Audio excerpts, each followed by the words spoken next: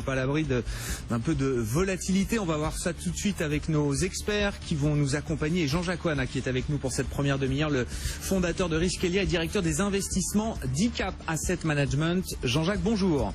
Bonjour. Et on est en duplex avec Grégory Volokin comme chaque après-midi depuis New York, le président de Mescard Financial Services. Grégory, bonjour.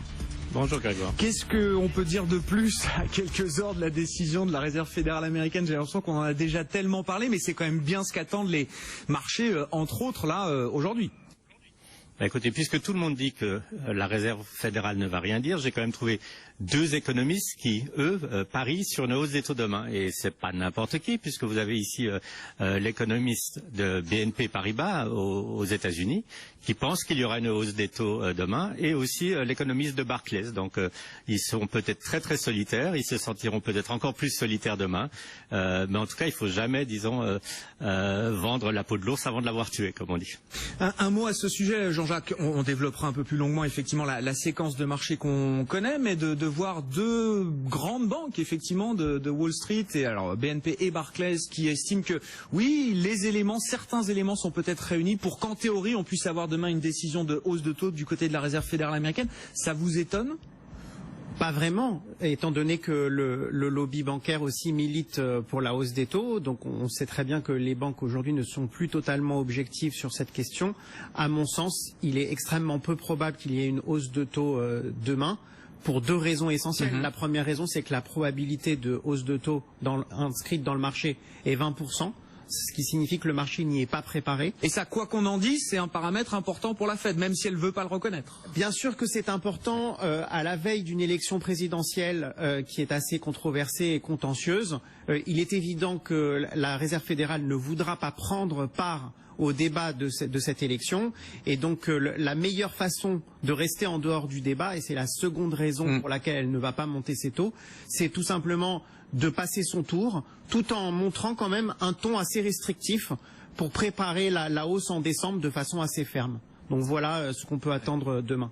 Grégory, on a eu quelques statistiques concernant les mises en chantier et les permis de construire pour le mois d'août. Que nous disent ces chiffres ce matin chez vous à New York ? Bah, ils nous disent qu'ils sont arrivés un peu en dessous des attentes. Mais surtout, ce qu'il fallait dire, c'est que le mois dernier, on avait les chiffres les plus forts des mises en chantier depuis 2008. Donc, qu'il y a une petite baisse sur des séries de chiffres qui sont extrêmement volatiles ne nous apprend pas grand-chose. Il y a une faiblesse dans le sud des États-Unis, et par contre, tous les États au nord et sur la côte ouest voient encore une belle croissance. Donc, si on regarde la confiance des constructeurs qui a été publiée hier, qui ont quand même une très très bonne visibilité vu qu'ils ont les contrats en main pour l'avenir, je pense qu'il n'y a pas de raison de penser qu'il y ait un ralentissement d'activité dans ce domaine aux États-Unis. Bon, et puis deux nouvelles qui vont faire l'actualité chez vous à New York aujourd'hui, Grégory. Tout d'abord, l'audition du patron de Wells Fargo, la plus grosse banque américaine, et notamment par sa capitalisation boursière. Devant le comité bancaire du Sénat, ça risque d'être un peu tendu pour le patron de Wells Fargo.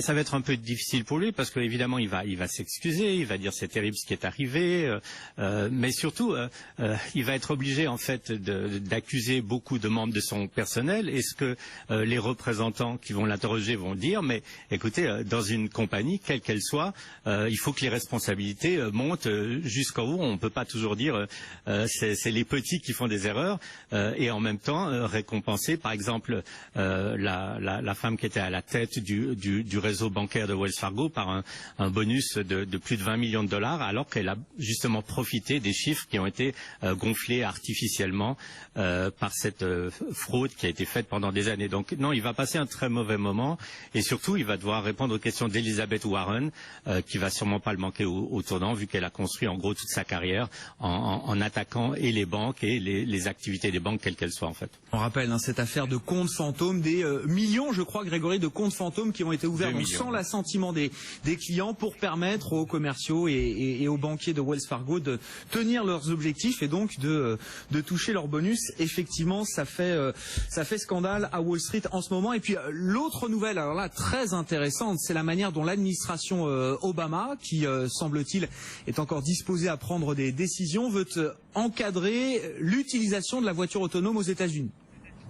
Oui, en fait, le département des transports a émis une liste de 15 points importants par rapport à la sécurité de ces véhicules. Alors, pourquoi tout d'un coup l'administration fédérale intervient?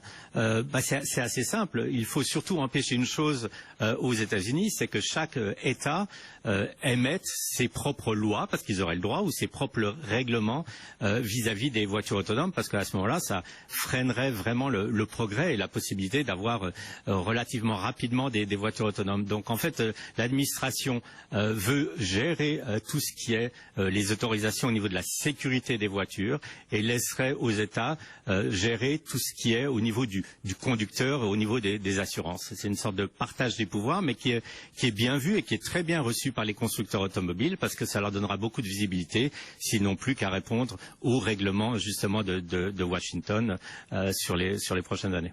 Voilà donc pour les nouvelles qui vont faire et qui font l'actualité aujourd'hui à Wall Street. On attend une légère progression des indices américains à l'ouverture dans un peu plus de 20 minutes, dans le sillage de la hausse qu'on observe en ce moment.